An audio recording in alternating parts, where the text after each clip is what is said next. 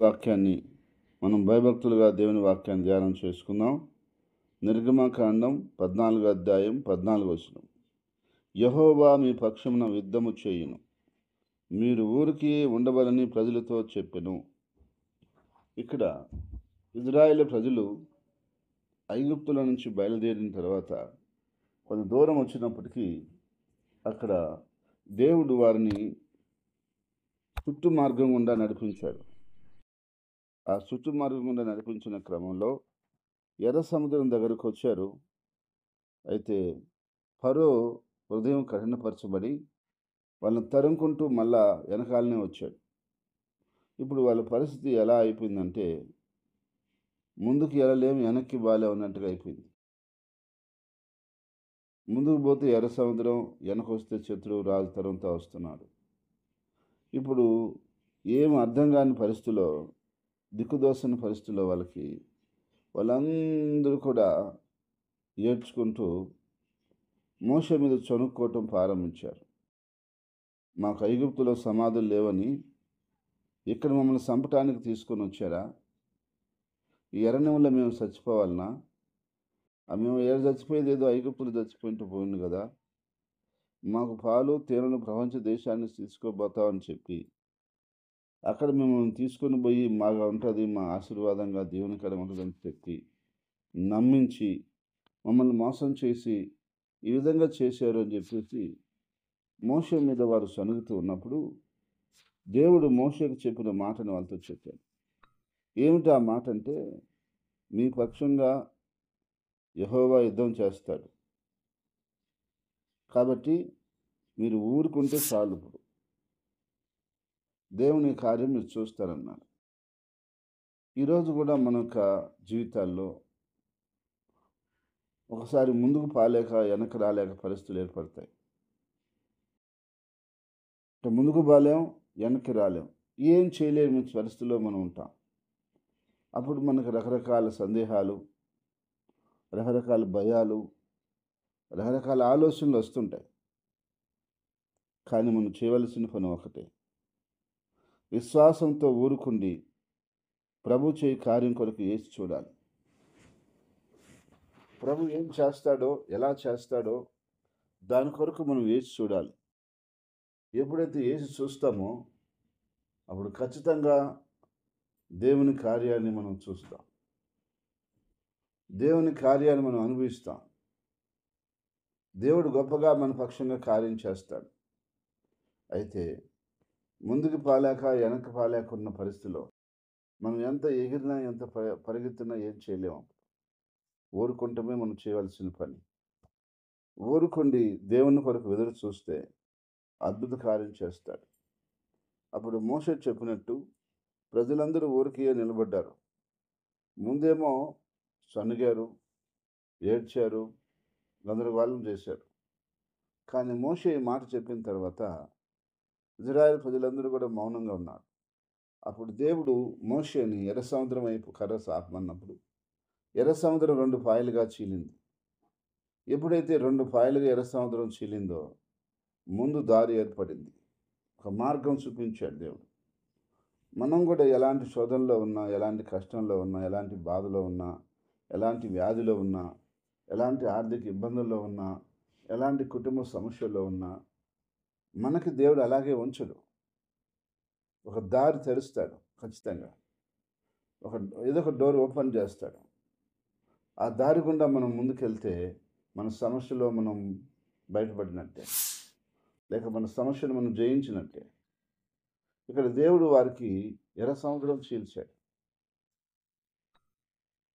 వారు ఆరిన నేల మీద ప్రశాంతంగా దాటేశారు. ఆ తర్వాత మళ్ళా ముందు సమస్య పోయిందనుకుంటే వెనక సమస్య ఉందిగా.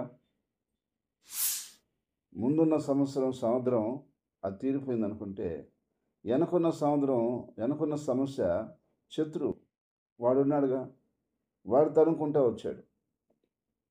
తీరా సముద్రంలోకి వచ్చిన తర్వాత దేవుడు చెప్పాడు మోషేకి, మళ్ళా కర్ర వెనక జాపగానే సముద్రం ఒకటైపోయింది. ఇంకా సముద్రంలో వాళ్ళు పూర్తిగా మునిగిపోయి వాళ్ళు గుర్రాలు, రథాలు, మనుషులు అక్కడే జలసమాధి అయిపోయారు. ఇప్పుడు ముందున్న సమస్య పరిష్కారం అయిపోయింది. వెనకున్న సమస్య పరిష్కారం అయిపోయింది. వాళ్ళు అనుకున్నారు మనకు ముందు ఒక సమస్య ఉంది, వెనక ఒక సమస్య ఉంది.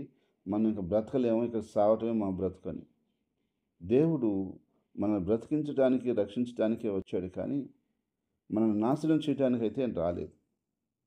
సమస్యలు ఎన్నైనా రానియండి, ఎన్నైనా ఉన్నయండి. మీరు ఊరికి దేవుడు చేసే కార్యం చూడండి. ఆయన యుద్ధం మన పక్షంగా చేస్తాడు.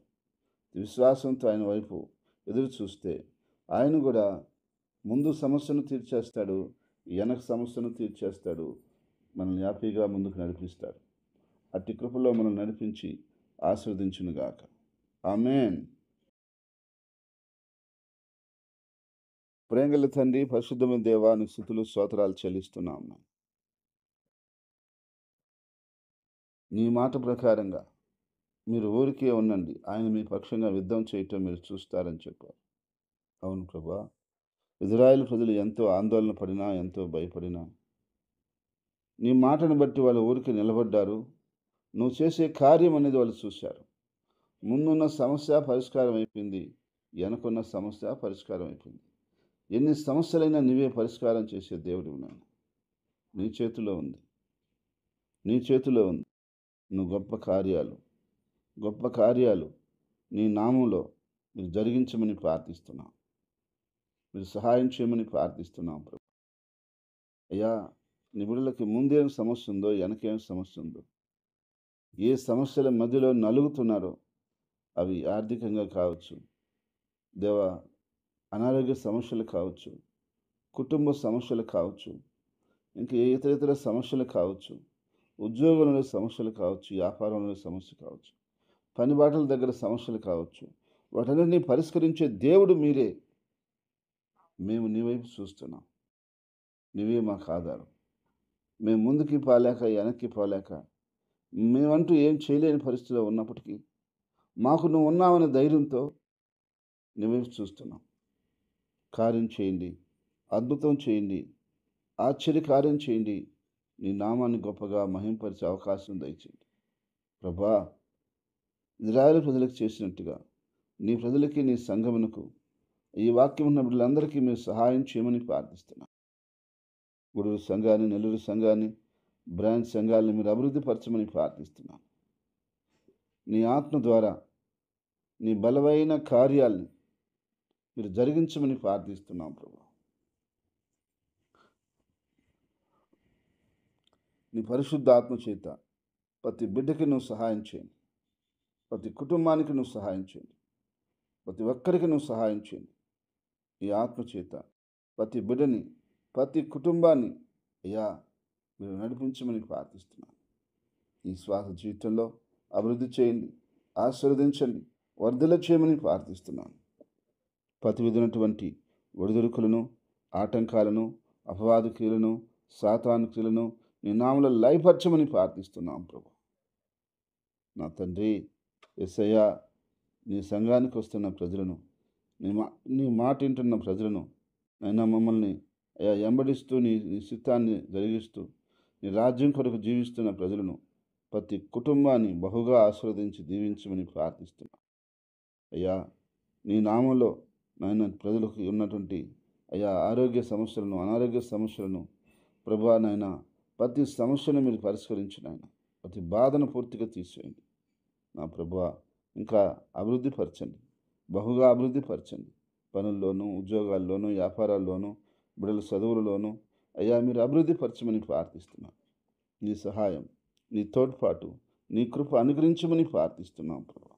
దైవమా, నీ సహాయంతో నడిపించమని ప్రార్థిస్తున్నాను తండ్రి. రాజాతి రాజా అయ్యా, గొప్ప దేవుడు తండ్రి, గొప్ప నాయకుడు నాయన యేసుక్రీస్తు ప్రభువా. అయ్యా, నువ్వు చేసిన ప్రతి మేలు కొరకు, ప్రతి కార్యం కొరకు నీ స్తుతి స్తోత్రం చెల్లిస్తూ అయ్యా మా దేశాన్ని, దేశ ప్రజలను రక్షించి కాపాడము అయ్యా. ఇంకా అనేక మంది నశించిపోతున్నారు, వారందరినీ రక్షించుకునే కృప అయ్యా సార్వత్రిక సంఘానికి సహాయం చేయమని ప్రార్థిస్తున్నాం.